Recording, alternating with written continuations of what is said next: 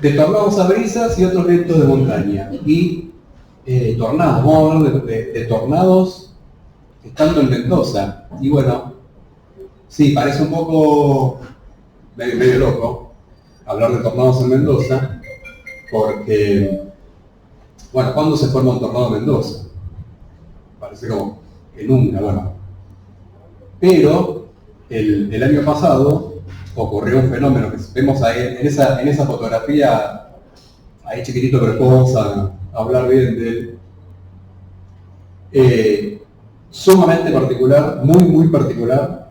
De hecho, he visto muchos videos de YouTube sobre tornados y en ninguno he encontrado un tornado como el que se formó en Malargüe el año pasado, el 1 de abril.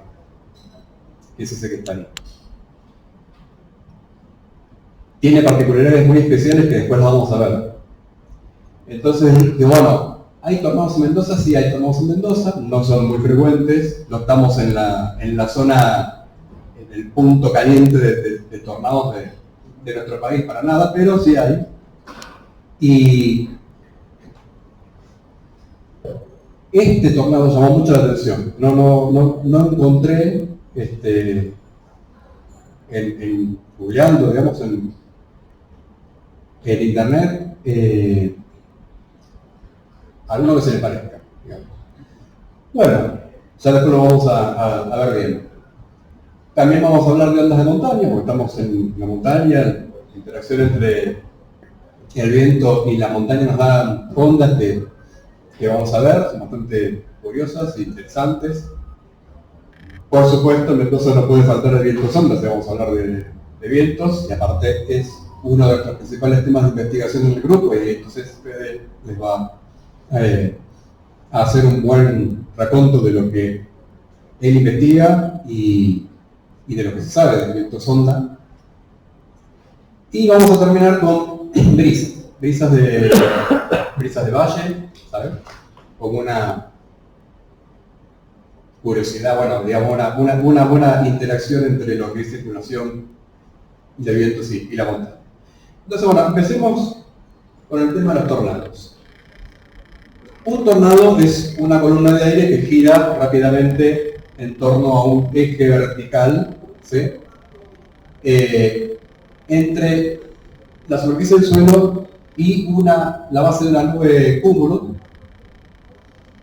a menudo con polvo si está sobre tierra o agua si está sobre el mar, y puede tener asociada una nube en forma de embudo que puede completamente o parcialmente conectar la base de la nube con la superficie. Esa nube es de agua, es nube, ¿no? No es polvo levantado de nada de eso, sino que como la presión desciende muy rápidamente dentro del tornado, entonces el aire se enfría muy rápidamente. Es como si hubiera una descompresión brusca y ese enfriamiento produce condensación inmediata, ¿sí? Y esa condensación es lo que vemos ahí en forma de nube. Como características principales, obviamente genera vientos que son muy fuertes, arriba de los 150 km por hora, menos de 200 metros. No es un fenómeno que afecte un área demasiado grande, de hecho, más o menos hasta 2 kilómetros puede ser el diámetro, y dura entre 2 y 20 minutos, más o menos, eso es el promedio, ¿no? Y aquí vemos en esta figura algunas diferencias de viento entre verticales, ascendentes y los rotacionales en metros por segundo, 50, 55 metros por segundo, en la rotación, más o menos unos 500 metros, y de ascenso más o menos lo mismo, ¿no? El tema es que esas variables, el viento es muy... variables que lo describen, son muy difíciles de medir dentro del tornado. O sea, uno puede andar con un anemómetro midiendo a ver cuál es la velocidad dentro del tornado, aparte varía en distintos puntos del vórtice. Y entonces, ¿cómo se clasifica o se cuantifica su intensidad? Bueno, de hecho en base a los daños que produce. Entonces esto, acá esta escala Fujita, se llama la escala que mide justamente la intensidad de un tornado, lo hace en relación a los daños que provoca, desde F0, de muy poco daño, apenas si se vuelan algunas hojitas, alguna teja por ahí, nada más, hasta el F5, donde no queda nada. O sea, esto, bueno, vuela todo por el aire. Con 322 kilómetros por hora, es bastante peligroso, ¿no? El tema es que no hay ningún aspecto físico del propio tornado que nos diga qué intensidad tiene. Nosotros tenemos que dejar que el tornado pase y después vamos a ver qué daño provocó y con eso calificamos su intensidad. ¿Por qué? Porque en realidad el aspecto puede parecer algo completamente inofensivo y sin embargo produce daños enormes. O puede tener un aspecto terrible, que decimos, bueno, entonces se vuela todo y realmente no le es tanto. O sea que acá desmitificamos un poco a Hollywood con su Twister F5, que era una cosa monstruosa, que venía ocupando prácticamente toda la pantalla, parecía que se iba a volar el cine entero. En realidad un F5, un tornado de los más violentos, puede tener un aspecto muy inocente. Y de hecho, fíjese, este es uno de hace muy poquito, el 30 de abril, es un F5. Miren el aspecto que tiene. Parece un remolinito, ¿no? El tema es que estas cosas son casas. Y se llevan las casas enteras. No deja absolutamente nada.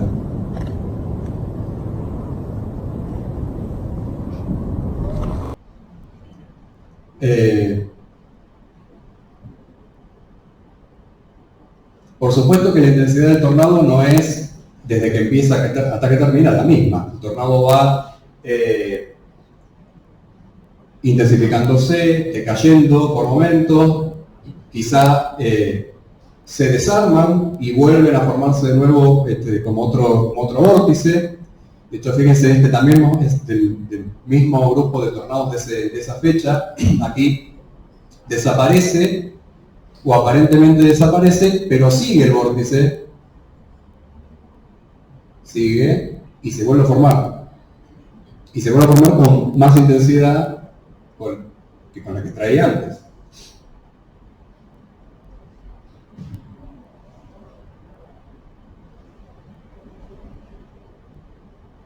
Entonces el aspecto que tiene el tornado en realidad no interesa mucho para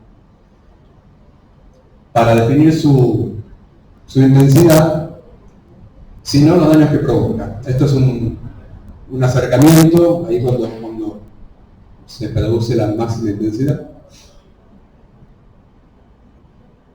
Y entonces ahí se nota el tamaño que tiene el tornado. Fíjense que es bastante pequeño.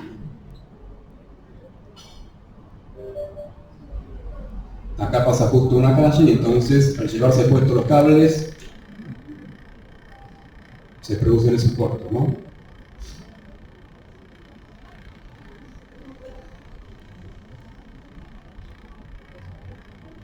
Muy bien. Bueno, esta es la zona caliente de nuestro país con relación a los tornados. La mayoría de los tornados, la mayor cantidad, se producen en esta región que tenemos en rojo. Hay bastante coincidencia entre algunas cosas que aparecen por internet. No hay estudios publicados recientemente sobre frecuencia de tornados, un mapeo sobre cuáles son las zonas, así que bueno, depende de la fuente, pero más o menos concuerdan todos, ¿no? En que esta es la zona caliente. Después se baja un poco más la frecuencia hacia el oeste. Y Mendoza puse los dos gráficos porque, bueno, este tira un poco más para nuestra región, con un poco más de frecuencia, este un poco menos. Pero, bueno, sí. En cuanto a la frecuencia de tornados en nuestra provincia, aparecen. Y de hecho, Algunos han quedado registrados. Este es uno del 16 de febrero de 2015. Fíjense que atrás aparecen nubes de tormenta, ¿no? O sea, este está vinculado a una nube de tormenta. Es uno de los clásicos. Pero sin embargo que es el del año pasado, y el que me llamó muchísimo la atención, en realidad no está dentro de la nube de tormenta, la está formando. Esta es una variedad muy poco frecuente que se llama Landspout. Es como si fuera un tubo de tierra, se llama así. Y la formación de este tornado es muy distinta a la de los clásicos asociados a una tormenta. Entonces vamos a ver los dos, y vamos a ver la diferencia entre los dos. Los más frecuentes, que son aquellos que se desprenden de una supercelda, de una supertormenta, y de que en realidad no depende de que haya una persistencia de una tormenta, sino que después se forma la tormenta. Su formación es completamente distinta. Bueno, los tornados simples, los más comunes, los tornados mesociclónicos. Estos se forman debido a la presencia de un mesociclón. Un mesociclón es lo que se llama una supercelda convectiva o un mesociclón, que es una tormenta súper, porque en realidad lo que está súper ahí es que está súper organizada.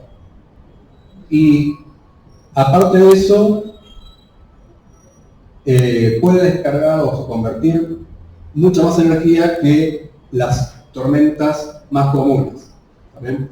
¿Organizada en qué sentido? Organizada en el sentido en que las zonas de precipitación o corrientes descendentes ocurren separadas de donde ocurre el ascenso de aire. La tormenta se alimenta por el ingreso de aire caliente y húmedo. ¿Sí? Esa zona de ingreso de aire caliente y húmedo está en un lugar separado a la zona de descenso de aire frío. Entonces no se interfieren unos con los otros, como ocurriría en una tormenta común. Esta es una unicelular que tiene un ciclo de vida en 3 etapas, donde en la primera etapa de formación lo que predomina son las corrientes ascendentes, la convección. Entonces, en las corrientes ascendentes se produce condensación, se empiezan a formar lo que llamamos hidrometeoros. Los hidrometeoros son todos los tipos de precipitaciones que existen. Puede ser lluvia, granizo, nieve, formación de cristales, todo este tipo de cosas. Luego tiene una etapa madura en la que conviven durante un corto periodo de tiempo, 5 a 10 minutos, corrientes ascendentes y descendentes ya con la precipitación. Una vez que la tormenta ya tiene demasiada carga de hidrometeoros, demasiada carga de agua condensada, cristales, de hielo, nieve, granizo, lo que sea, ya la corriente ascendente no puede soportar ese peso y empiezan a precipitar. Esa precipitación arrastra aire húmedo y frío desde arriba y produce corrientes descendentes junto con la precipitación. Entonces, por un ratito conviven, pero luego la precipitación gana y va como ahogando a la tormenta, ¿sí? al ascendente que la alimenta. ¿Sí? Entonces dura poco. La supercelda convectiva es distinta, porque la descendente no interfiere con la ascendente. Ocurren en distintos lugares. ¿Por qué ocurren en distintos lugares? Porque es una tormenta que empieza a girar. ¿Sí? Empieza a rotar. Entonces se organiza de esta forma. Miren, acá tenemos un grafiquito como si fuera la supercelda pero vista desde arriba. Y entonces esta zona en rosa, marcada con la letra U, es la zona de ascenso. Ahí el aire está ascendiendo. Y la zona verde es la zona de precipitación con corrientes descendentes. ¿Está bien? Que se producen esas corrientes descendentes por el arrastre de aire que provoca la precipitación. Tenemos una descendente delantera, se llama así, y una descendente trasera. Esas corrientes descendentes, cuando llegan al piso, lo que hace es que el aire se desparrame en el piso. ¿Sí? Formando estas son líneas de corriente sobre el piso. ¿También? Esto es como si fuera el flujo de aire sobre el nivel del suelo. Y esta tormenta se da en un ambiente generalmente cálido y húmedo. O sea que este aire frío que viene descendiendo se encuentra, ¿sí?, con el aire más caliente y húmedo en esta superficie que se llama frente de ráfagas. ¿Sí? Entonces aquí vemos en esta foto, fíjense acá tenemos una cortina de precipitación, ¿sí?, que seguro produce esta descendente así, y por adelante, fíjense que está como levantando el aire caliente que viene de acá, ¿sí?, y hasta se forma allí una nube, creo que cúmulos panos se llaman esos, o algo así. Y acá estaría marcado el frente de ráfagas, pero visto como corte, ¿no? En corte, ¿sí? Eso sería en esta zona que está en azul, sería el frente de ráfagas, la zona donde se encuentra entonces el aire frío que viene de la nube con el aire caliente del entorno, ¿sí? Todo este sistema rota en este sentido, porque está en el hemisferio norte. Es un grafiquito de una tormenta para el hemisferio norte. Vamos ahora a ver cómo sería lo mismo para el hemisferio sur. Y la mayor probabilidad de formación de tornados se da justo en este lugar, donde se separa justo la ascendente con la descendente trasera. Si alguien se para en este lugar donde está la estrellita, entonces vería una cosa como esta. Para el hemisferio norte, esto rotaría así, ¿sí?, como que está la parte hacia adelante, pasando por delante nuestro, ¿sí?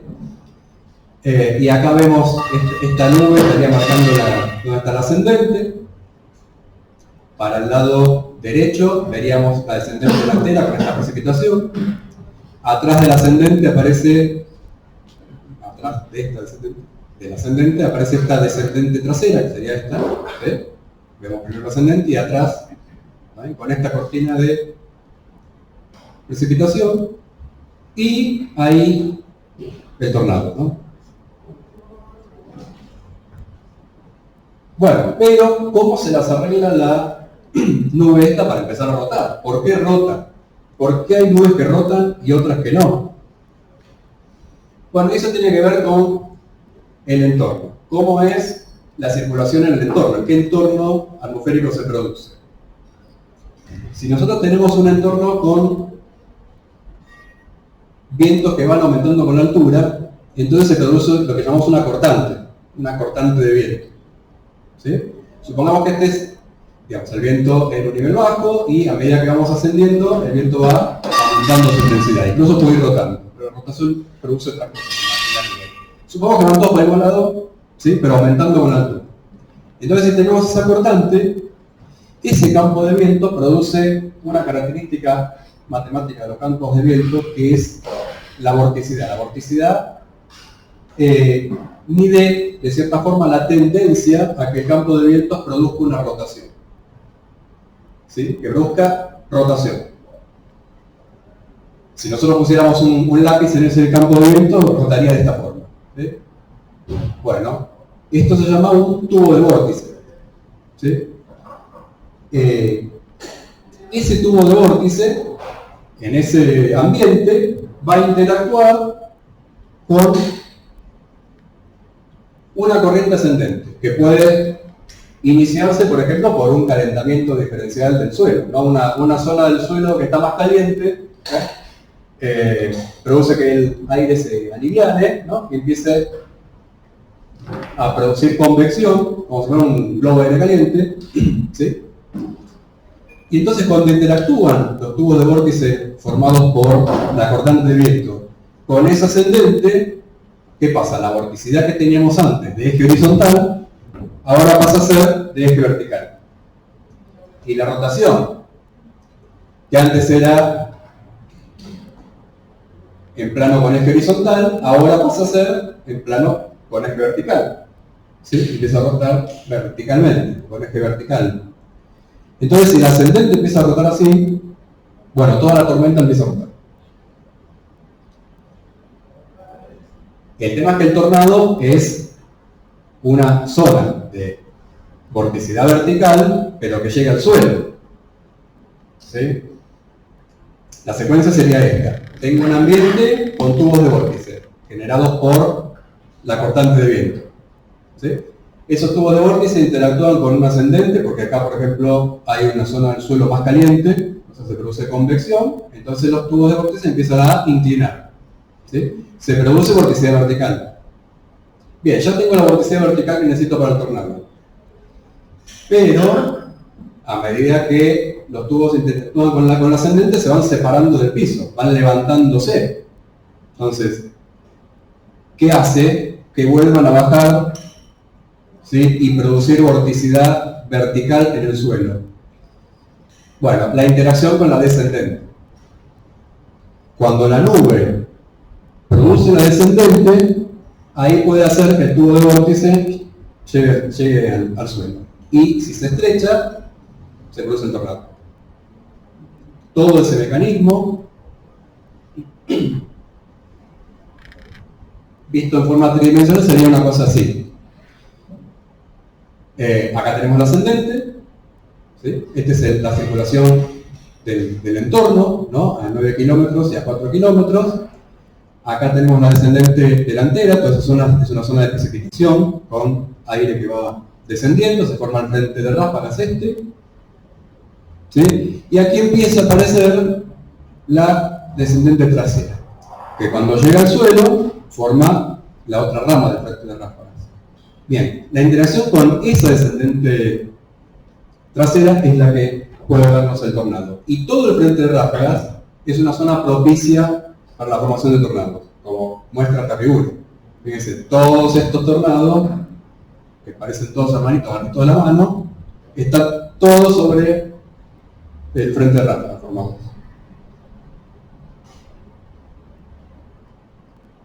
A ver, lo vemos en movimiento. Bien, acá vamos a ver esto. Esta es la ascendente. Por acá el aire está ascendiendo. La tormenta va girando así, ¿ven? ¿Cómo lo van? ¿Sí? ¿La va a girar? Bien. Por acá va ascendiendo el aire. Por atrás, acá está la descendente delantera, pero por acá atrás del ascendente, aparece la descendente trasera con, fíjense, la precipitación. La precipitación nos va a marcar el frente de ráfagas acá, fíjense, se desparrama, ¿ven que se desparrama la precipitación sobre el suelo? El flujo de aire va haciendo exactamente lo mismo. Y acá se forma el frente de ráfagas, ¿ven? La precipitación se desparrama sobre el piso, junto con el aire. Entonces, ya tenemos la descendente que necesitamos para que los tubos de vórtice verticales hagan contacto con el suelo. Le damos un poquito más de tiempo nomás y fíjense lo que empieza a pasar. Miren acá. Ahora va a haber un acercamiento ahí. Ya tenemos establecida la corriente que desciende, ¿no? Con el frente de ráfaga que se está avanzando. Y ahí ya tenemos la formación del tornado.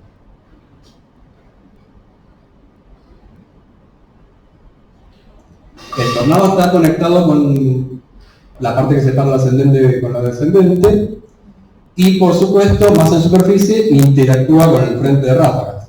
Por lo tanto, el frente de ráfagas, al ir avanzando, va a ir llevando el vórtice, separándolo, en este caso, ¿no? Del ascendente que le dio origen. Entonces, fíjense cómo lo va inclinando.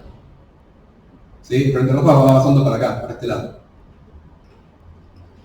Entonces lo va inclinando, en un punto, en este caso, hasta hacerlo desaparecer. Ahora vamos a ver que justamente se empieza a estrechar, se inclina horizontalmente y finalmente desaparece.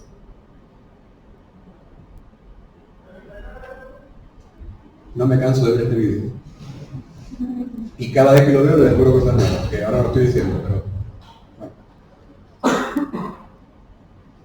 Bueno, pero esto es una tormenta típica del hemisferio norte. ¿Cómo veríamos nosotros una tormenta acá? La misma tormenta, pero en el hemisferio sur. Bueno, rotando exactamente todo al revés. Entonces, lo que hice fue dar vuelta al gráfico y lo que veríamos sería este aspecto sería el que nosotros veríamos para una tormenta en el hemisferio sur. O sea que esta rota al revés, rota así. ¿Sí? O sea que sería, la rotación sería así. Bueno. Pero veríamos lo mismo todo al revés, ¿vale? descendente delantera sería esta, la trasera por acá, y acá el flujo de aire ascendente iría así, de esta forma. A ver, si lo vemos así en movimiento, se vería así. A ver. Esta es la ascendente, a ver. Esta está en formación, así que no tenemos descendente trasera, tenemos solamente la precipitación acá por descendente delantera, así está. ¿Sí? Y el frente de avance sería para allá. ¿Sí? Bueno, muy bien. Ahora, estos son los tornados formados por superceldas. Pero en el tornado de Malargüe, del año pasado, acá no vemos ninguna precipitación, no hay precipitación. Ni siquiera hay una nube formada, la está formando recién. ¿Sí? Y el tornado ya está recontra establecido. ¿Lo ven? Creo que en esta imagen hacen un paneo de cómo es el resto de la nube. No sé si lo llegaron a ver. ¿Empezamos? No sé. Vamos a ver. Es el mismo tornado, ¿eh? Son dos grabaciones distintas del mismo tornado. Acá en este. Ahí.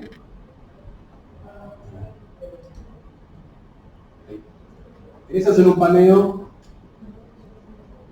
¿sí?, del resto de la nube, y se ve que no vemos precipitación en ningún lado.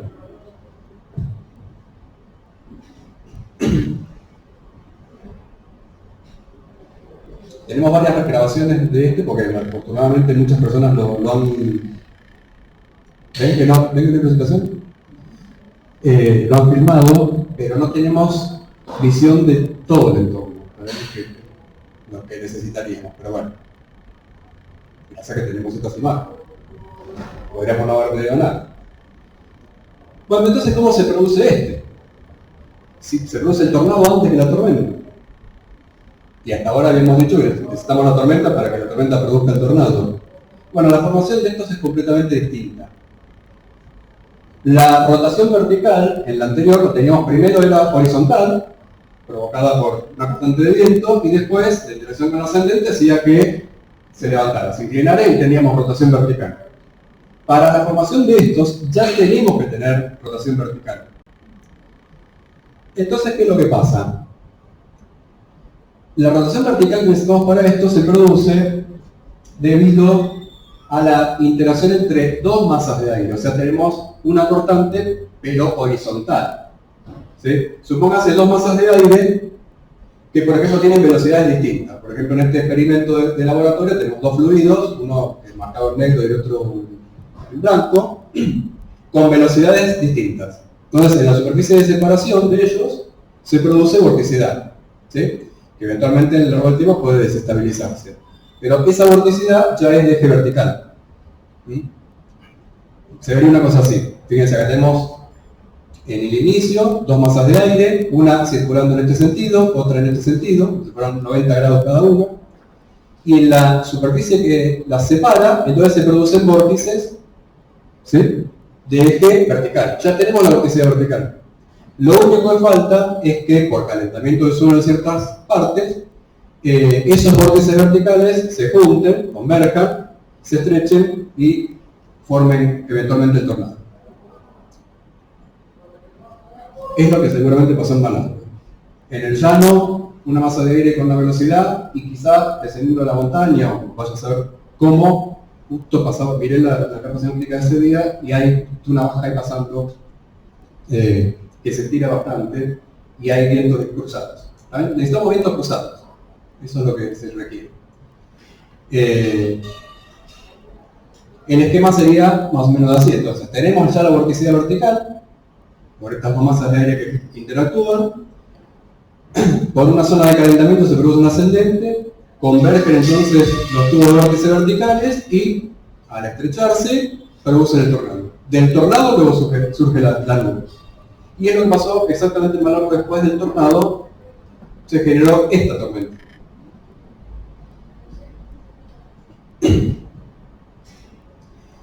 Bueno, no he visto otros videos de Landscape por internet. Incluso googleando, poniendo Landscape, no aparecen. Y Lo único que aparece es este tornado de Malawi. Así que, bueno, para los meteorólogos es maravilloso, porque fue algo muy particular, un fenómeno que no se da mucho. En los libros figura, obviamente todas estas imágenes, los esquemas están sacados de libros, pero verlo realmente es un fenómeno bastante particular. Bueno, así que un orgullo de Mendoza, tener tornados Lance Post. Un orgullo más. ¿Saben? A ver, ¿quién tiene Lance Post? Bueno, el otro fenómeno que queríamos hablar era el de ondas de montaña. Esto sí que es mucho más frecuente, muchísimo más frecuente. En fotos satelitales podemos observar a veces cosas así. Esto es la zona, bueno, Jujuy, Salta, sur de Bolivia. Y lo que vemos en esta imagen es una corriente, un flujo de aire en este sentido, de oeste, noroeste, sudeste, ¿sí? Pero hay ciertas zonas y bandas nubosas que permanecen casi estáticas, ¿sí?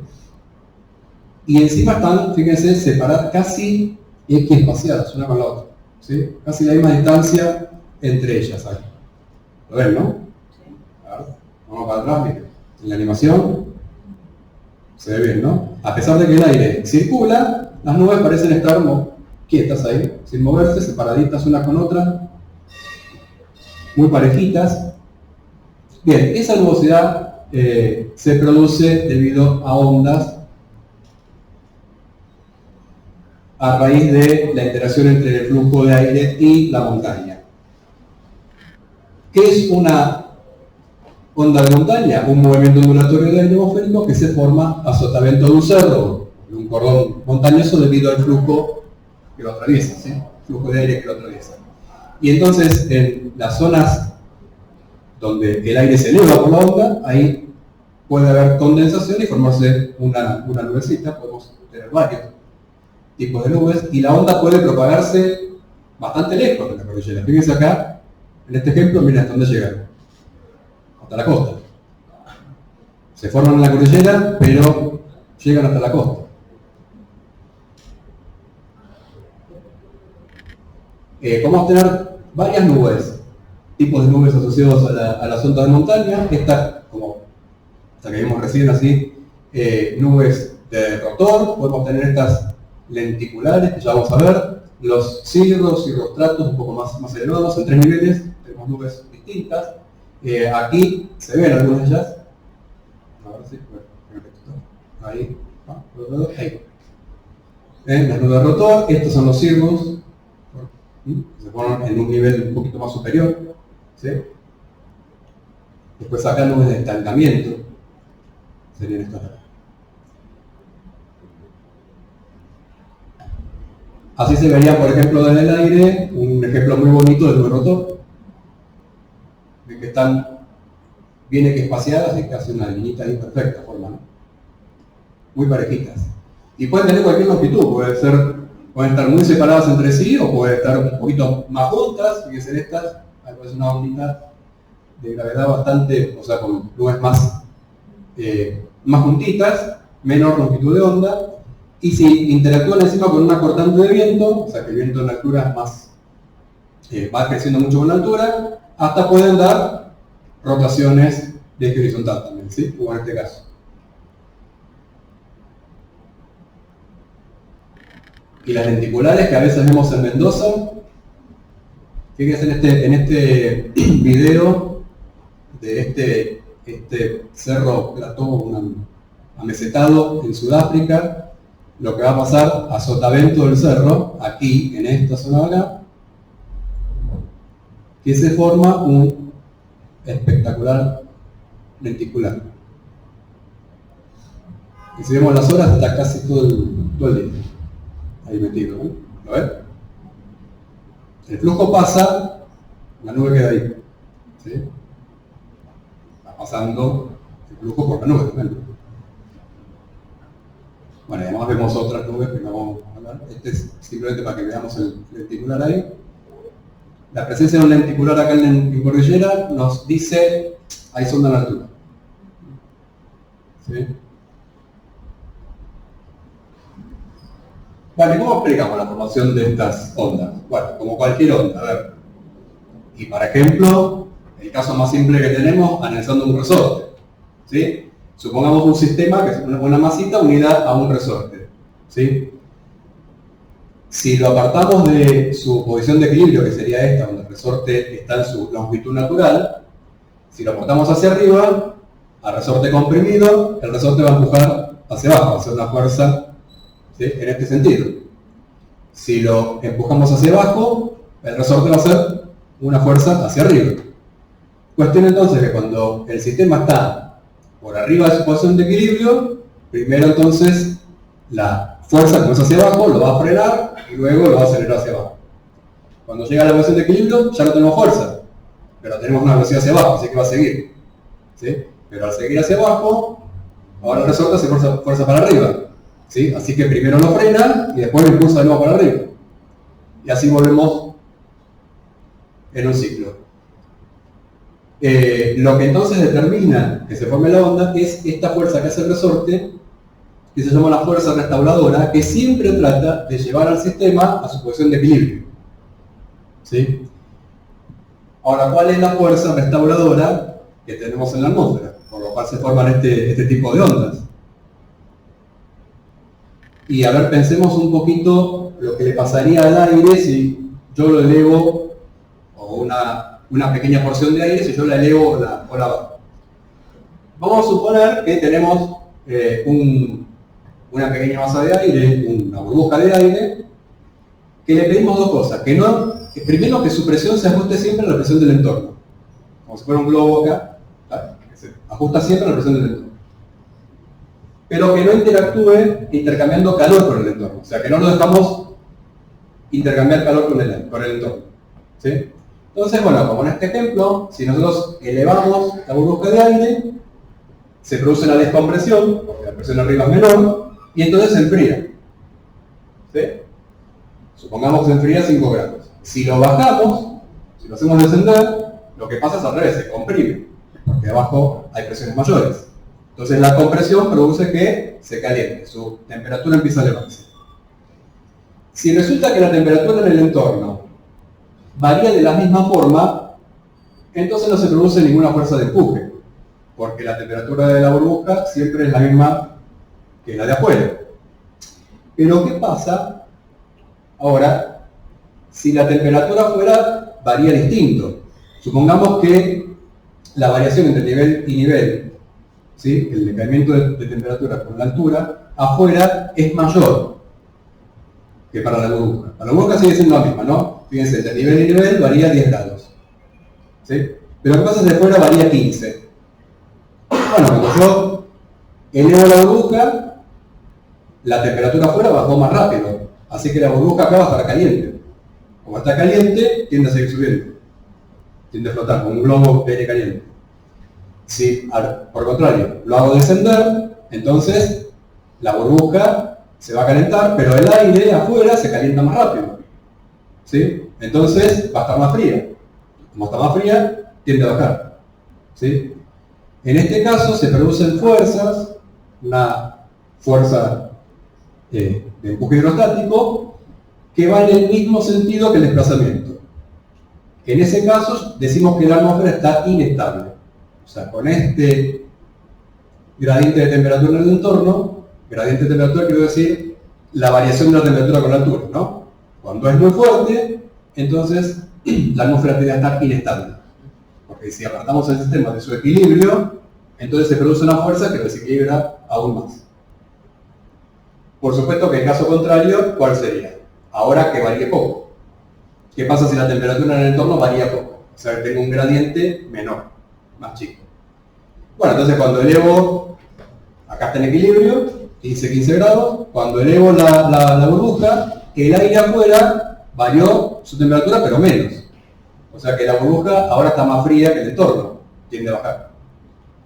Y si la desciendo, entonces ahora el entorno varía menos su temperatura que la burbuja, entonces la burbuja se calienta más que el entorno, 25 contra 20 grados, tiende a subir. Entonces, cuando hay poca variación de temperatura en el entorno, generalmente tenemos entonces una situación estable. donde si yo aparto el sistema del equilibrio, hay fuerzas que lo tienden a volver al equilibrio. Igual que pasaba con el resorte. Entonces, en este caso, en el caso de atmósferas estables, hidrostáticamente estables, es donde se producen este tipo de ondas de montaña. Y la fuerza restauradora, aquí, que actúa como si fuera la fuerza del resorte, es esta del empuje hidrostático. Entonces, ¿qué pasaba en el resorte? Cuanto mayor es la fuerza, o sea, imagínense que yo tengo un resorte que es muy duro. ¿Sí? O sea, que hace mucha fuerza. Si yo lo saco del equilibrio, la frecuencia empieza como a oscilar rápido. Si el resorte es blandito, que ejerce una fuerza muy chiquita, las oscilaciones son más lentas. ¿Está bien? Entonces, cuanto mayor es la fuerza, mayor es la frecuencia. ¿Sí?